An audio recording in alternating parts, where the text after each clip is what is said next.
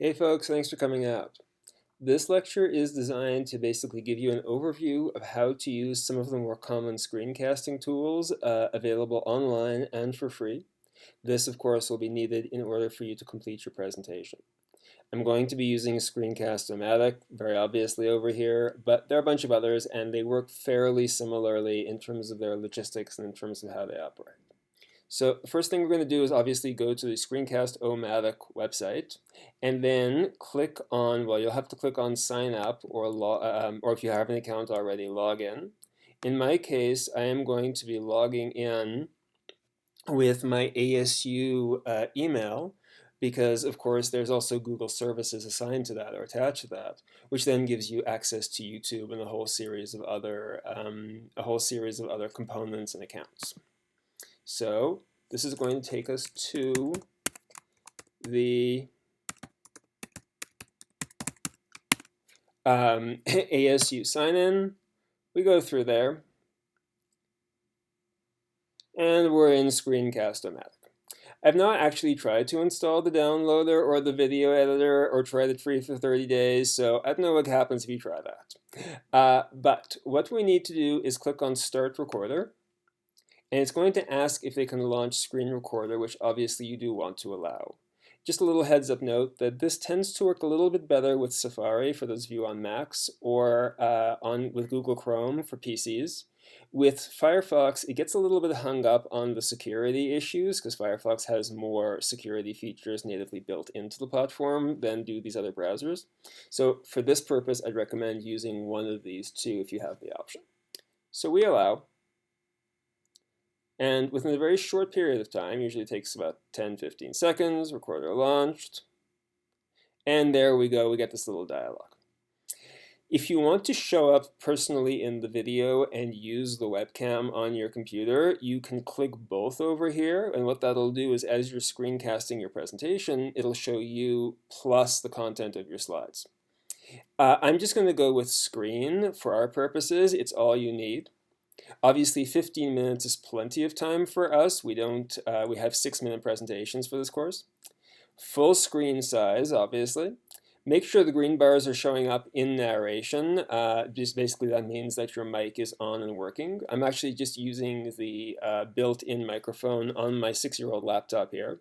It works fine for this purpose. If you have a fancier one, go ahead. But if you don't, it's not a problem.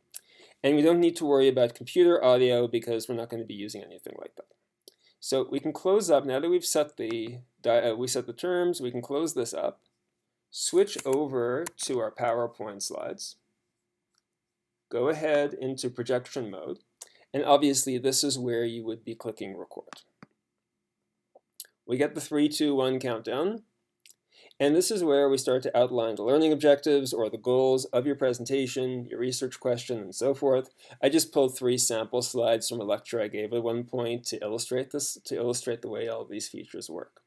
One little tip I have learned from experience is don't get lost in your slides, so to speak, because it's very easy when you're just staring at the screen to keep talking and talking and talking, and then you realize, oh my God, I've only gone through half my points and 6 minutes are up. So this is where actually having notes, even if you don't have a full script, just having bullet points that you want to go through and that you can have printed up on paper. If you're not appearing in the video, there's nothing wrong with dropping your head and looking down at your notes just to make sure you're on track in a reasonable kind of way. Excuse me. And as a way of keeping on track, keeping on time for the presentation as a whole. So you go through your slides, you wrap up your presentation, you click the pause button, and of course we're done. So I'm just going to pull out of full screen on PowerPoint over here. There we go. And we want to save upload to YouTube. And this will use the services that you have available to you for your ASU YouTube account.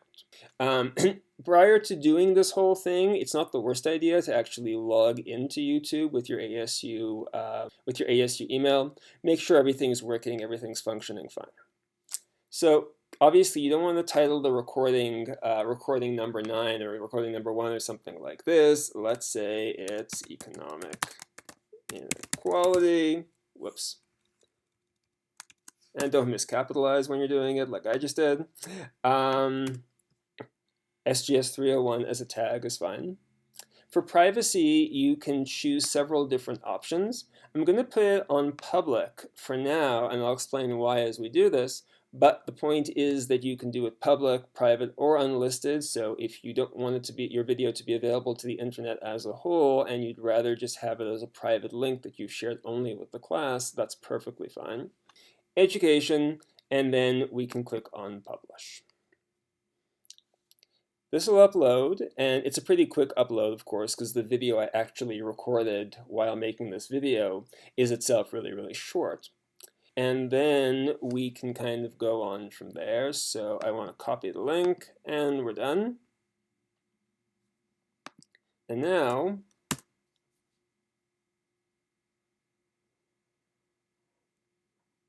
here we are. Okay. And so it's going to take a few minutes for this to actually show up properly. It takes a few minutes for YouTube to process the video. And if we just go back and redo it, there we go. And this is where we start to outline the learning objectives or the goals of your presentation. I think you get the idea. The video is up, it's ready to use. Now, I did mention something else, which is that you can have it public, private, however you want. If you have it public, I'm just going to show you a fun little thing you can do that, again, many people probably already know about. This is not required, but it's an option. So normally, if you have your video private, you're just going to want to copy the link, paste it into the discussion board on Canvas, and then, of course, reply to 2 other people's presentations. If you've left it public, you can actually copy the embed code, which then lets you embed it into Canvas. And I'm just going to illustrate this briefly here.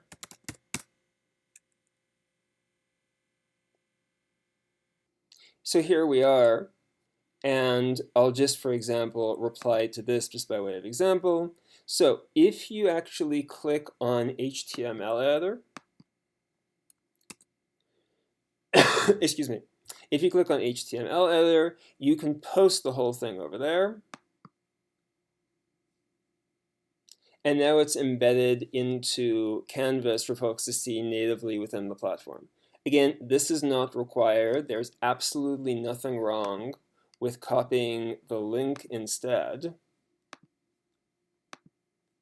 and doing that. And I'll edit this out to show you really quickly. So clear that.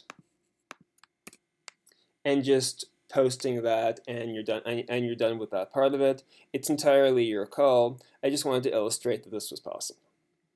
Okay. Obviously, if you have any questions on the logistics of how this works, feel free to ask. But I do think this is a relatively straightforward and simple user platform, and be able to upload your presentations to YouTube and then to the class platform.